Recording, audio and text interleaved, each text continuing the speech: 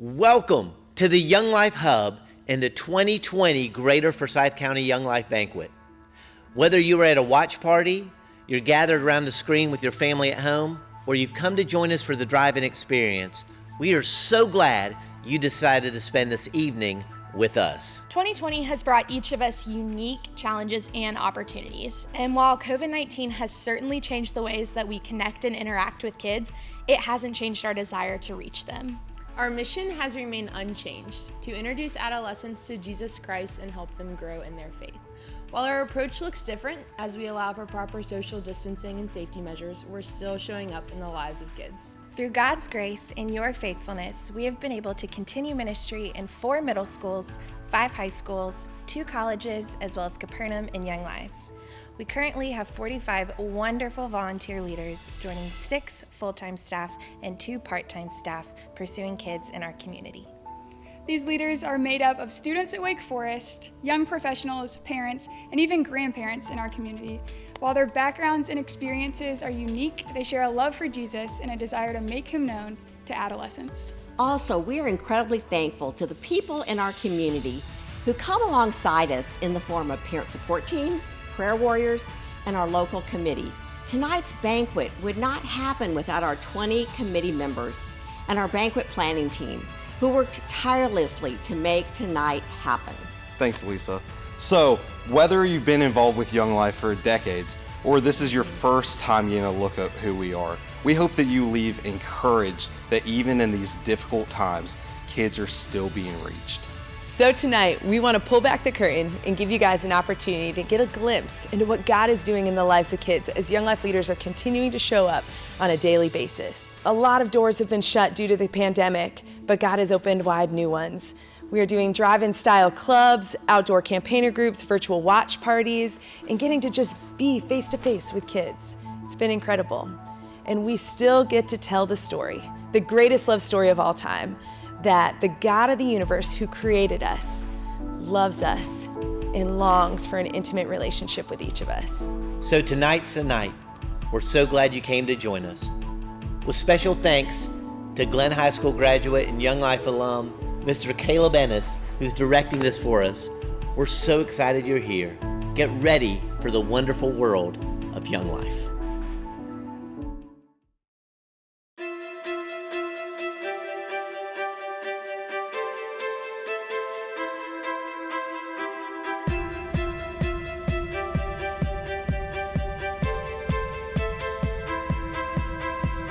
Forsyth County is full of rich history. The story is of a city that brought the towns of Winston and Salem together and claims its fame as the home of Crisp Paul and Krispy Kreme donuts. But there is much more to the story. The Twin City was founded in 1849, but now serves as a vibrant city of arts and innovation. Forsyth County is made up of about 386,000 people, covering Winston-Salem, Pofftown, Louisville, Clemens, Kernersville, Walkertown, and Waughtown. 15 high schools, 14 middle schools, 4 colleges, and several private schools. When you pull back the landscape, the innovation, the differing victories, and places of deep brokenness in this community, you find stories of people, stories of adolescence. The theme of the story is and always has been one of great need, where every single kid is a longing for someone to show up, to care, and to prove to them that there has to be something more than this. Young Life has been in the business of good stories since 1941. And for 63 years in Forsyth County, there have been Young Life leaders engaged in the lives of adolescents. We've woken up early and stayed up late in order to show up in the lives of high schoolers, middle schoolers, college students, teen moms, and friends with varying needs. As Young Life leaders, we get to walk with kids in the good times and the bad times.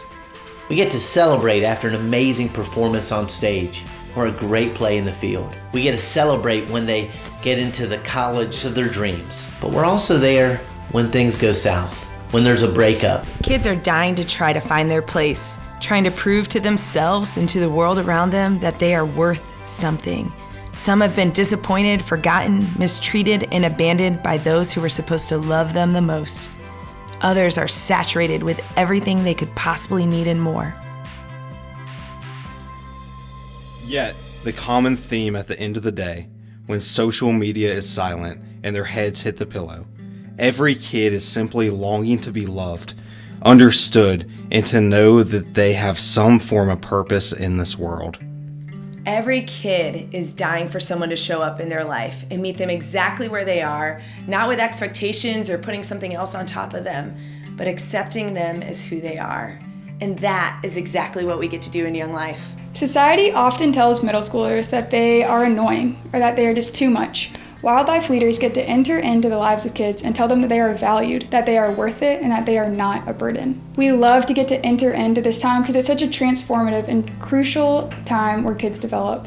It would be such a miss to waste away the 3 years of middle school and just write it off and try to get through. But we want kids to thrive and to know and follow Jesus and experience the full life that's found in Him. One of the darkest seasons of my life was during my time in college when I experienced devastating loss. I don't think I would have made it out of that season if it weren't for friends and leaders who came alongside me and reminded me of the great hope that we have in Jesus. Now I get to enter into the lives of college students in Winston-Salem and remind them of that same truth. I know how easy it is as a college student to lose your way and how tempting it is to put up a front that you have everything together. My desire as a Young Life college leader is to carry the gospel into the lives of college students. I want to help them experience the unconditional love of the Father, and my hope would be that they realize that their identity and their value is rooted in Christ. I love hanging out with high school guys, whether it being at football practice, playing around at golf, or just grabbing a meal together. We want every kid to know that Jesus is absolutely crazy about them. And as Young Life leaders, we're committed to showing up and caring for them. Currently, we have over 40 adults entering onto middle school, high school, and college campuses to build relationships with kids. We believe that every kid has a right to know the God of the universe who created them and desires to be in a relationship with each of them. I am so passionate about being Young Life leaders because I look at these kids and I'm like, I see 17-year-old Ed, and we hope that we can be the ones that they call and we can point them to Jesus. The heart and mission of Young Life is to introduce adolescents to Jesus Christ and help them grow in their faith. Our vision is that there would be a Young Life leader in every kid's life and know them by name. Now is the time for people to get involved. We need people who have a heart for Jesus and a heart for younger generations. We need resources to make it happen. The need is urgent and critical because kids' lives matter for eternity.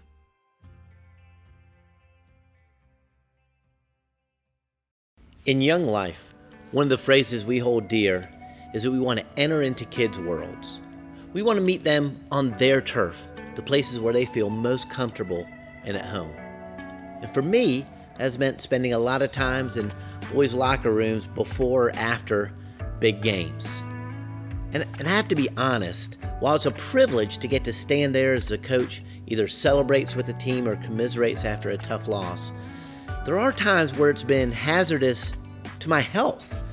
I mean, just think about the stench that comes up off of all those pads and jerseys from a group of high school boys.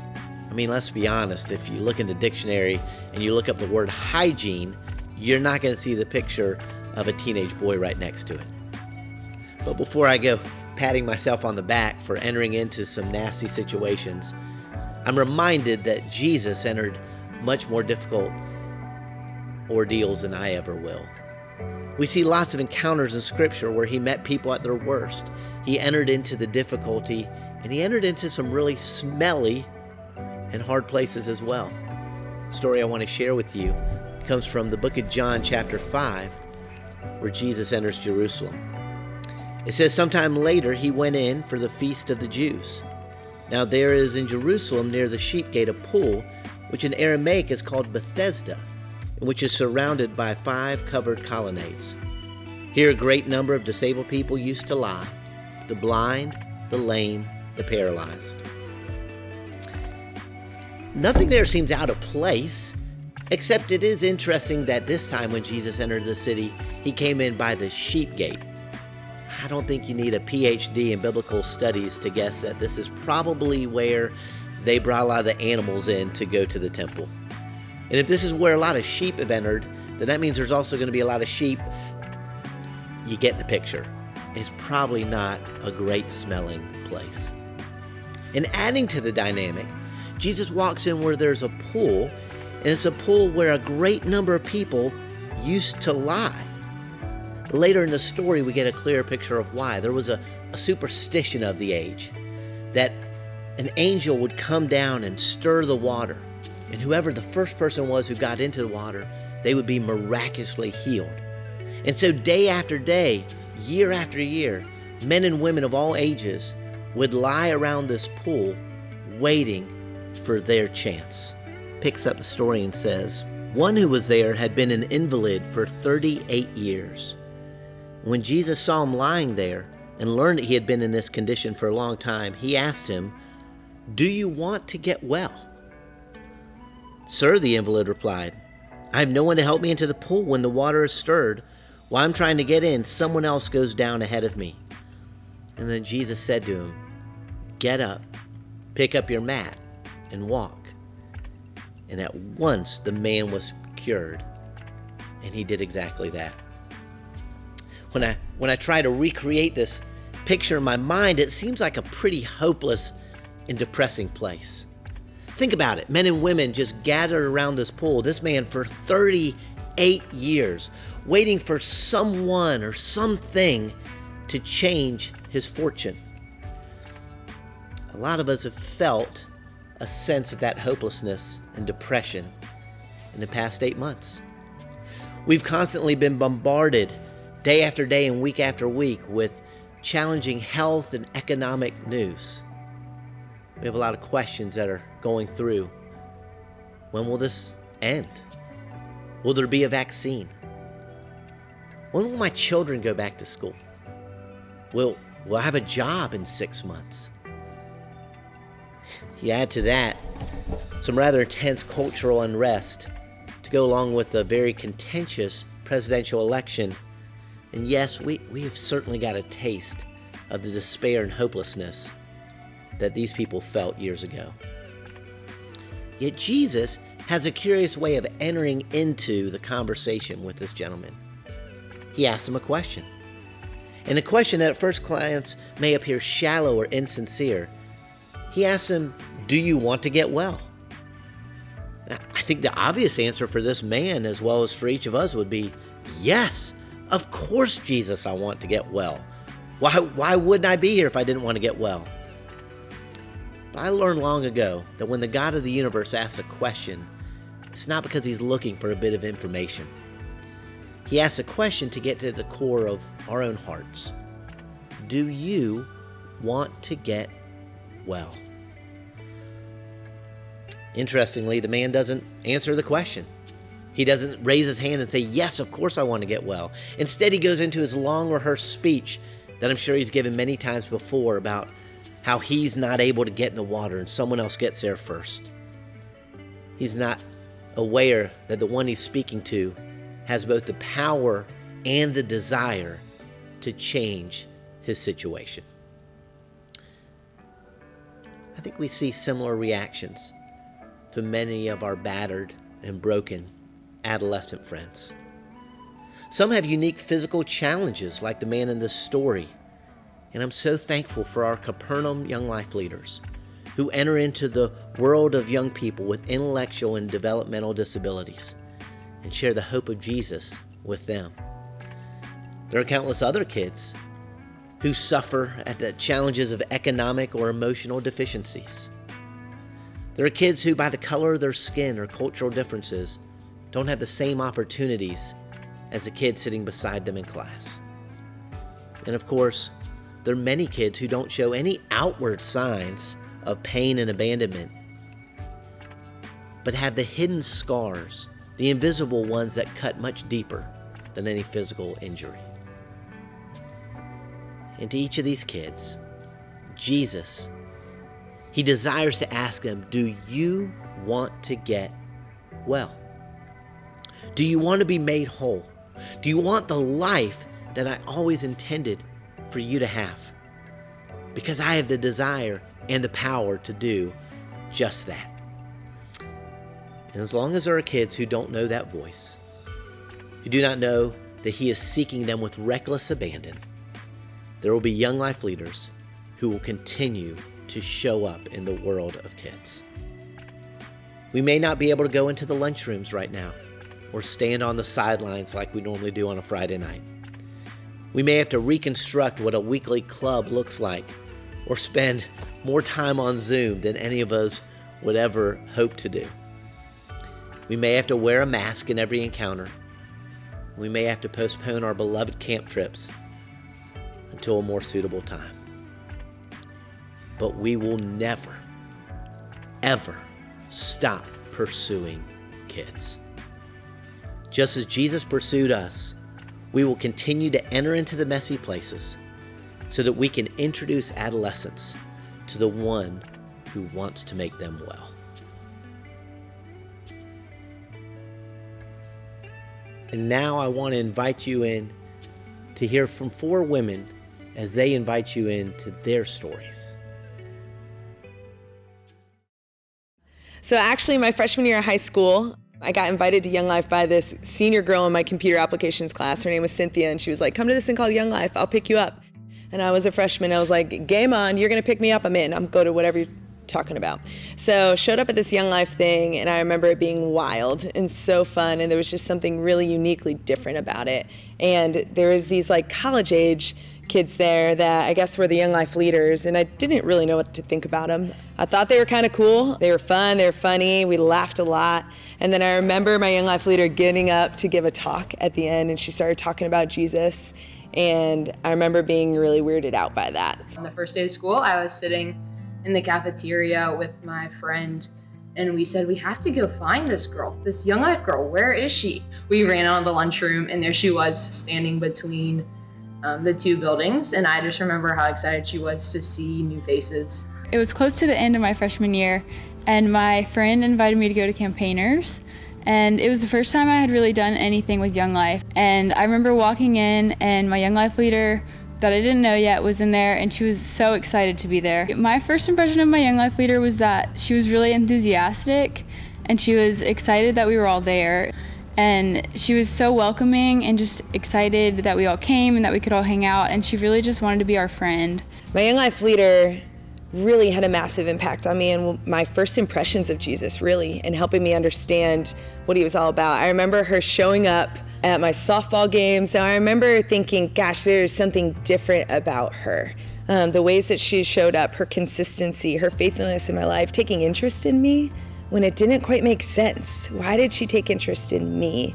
Why did she want to show up at my practices, my games, and invite me into her life, her apartment, all these different things to do life with her when she was in college? But it started to connect that maybe there was something different about her. If she was willing to take interest in me, maybe Jesus saw me as valuable as well.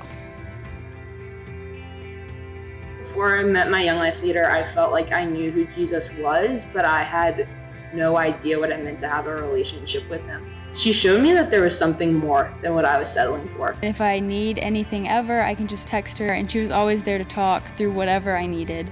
And she's still there for me always.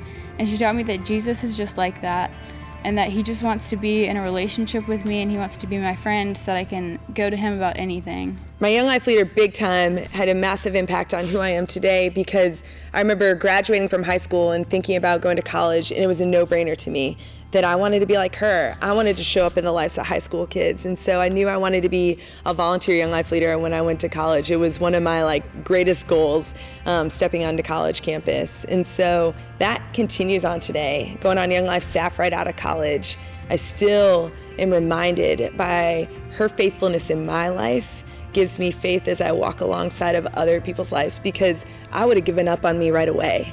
But she didn't. She kept showing up, and it reminds me to keep showing up when it's hard in the lives of my high school friends. I wouldn't be the person I am today if it hadn't been for my Young Life leader. Through her, I've seen more of Jesus' heart for things and how he's radically inclusive, and the way that I've seen her do that for kids like me has made all the difference. My name is Davis Potter, and I'm thankful for my Young Life leader, Parker. Hey, I'm Parker, and I'm thankful for my Young Life leader, Taylor Ferguson. I'm Emily, and I'm thankful for my Young Life leader, Megan Hardy. I'm Graham, and I'm thankful for my Young Life leader, Dave Donnelly. I'm Lindley, and I'm grateful for my Young Life leader, Hillary Blakely. Hey, I'm William Burns, and I'm thankful for my Young Life leader, Parker. I'm Elena, and I'm so thankful for my Young Life leader, Courtney Ewing. Hi, I'm Eva Holler. I'm a senior at Forsyth Country Day School, and I am thankful for my Young Life leader, Abby McMullen. I'm Abby McMullen. I graduated from Mount Tabor High School in 2017. I'm now a senior at Wake Forest and a volunteer Young Life leader. I'm thankful for my Young Life leader, Jess Barnhill. Hey, I'm Jess Barnhill. I graduated from Leesville Road High School in Raleigh. I'm now on Young Life staff in Forsyth County, and I'm thankful for my Young Life leader, Lisa Anderson. My name is Lisa Anderson. I went to Hoggard High School and then graduated from the North Carolina School of Science and Math. I was a volunteer Young Life leader at Leesville Road High School, and I'm thankful for my Young Life leader, Debbie Cameron.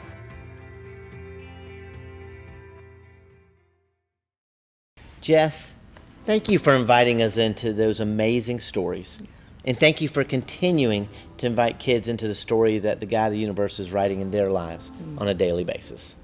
Thanks, Andrew. This has genuinely been one of the greatest privileges of my life, continuing to be in the lives of kids in this community and to continue to walk alongside of people that have been with us for years. Many of you have walked with us literally for decades so that we can continue to reach kids. And in 2020, we faced one of the most difficult financial challenges we'd ever faced. Yeah. But we were able to walk through the most recent fiscal year with every dollar raised that we needed to continue ministry. We also had the difficult conversations of, do we need to cut back? Can we even continue what we're doing in such a difficult time?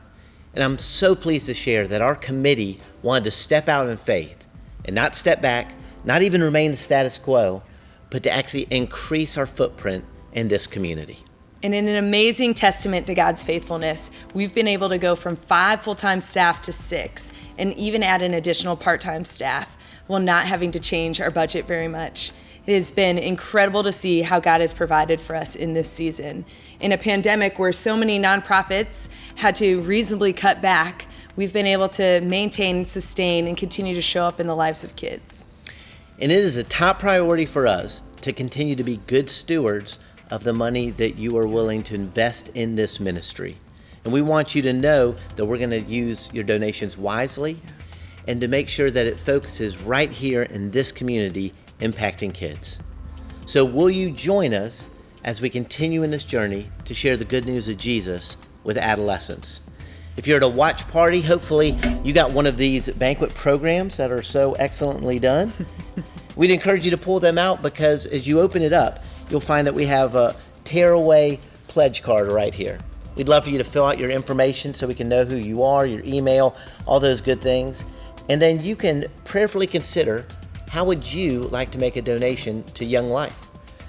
On the back of the card, there's ways to get involved. We're always looking for folks who have a passion to join us, whether it be on a support team around a specific school or ministry, being involved with our golf tournament, caring for leaders, so many other ways. But Jess, what if someone wants to give right now online? Perfect. You have the opportunity to give online through our website, which is right down on the bottom of the screen. And so all you have to do is click that and follow the prompts of what's next. We'd like to thank all of our hosts who made this evening possible. Thank you to everyone who stepped out, who invited people in. We know they'd be happy to answer any questions that they have, and if they can't answer, they'll send it to one of us who can. And again, we are super grateful that you guys decided to join us in this 2020 hybrid banquet. It has been a great gift to be with you guys tonight. We love you, we appreciate you, and we look forward to seeing you again face to face soon. Have a happy Thanksgiving. See you later.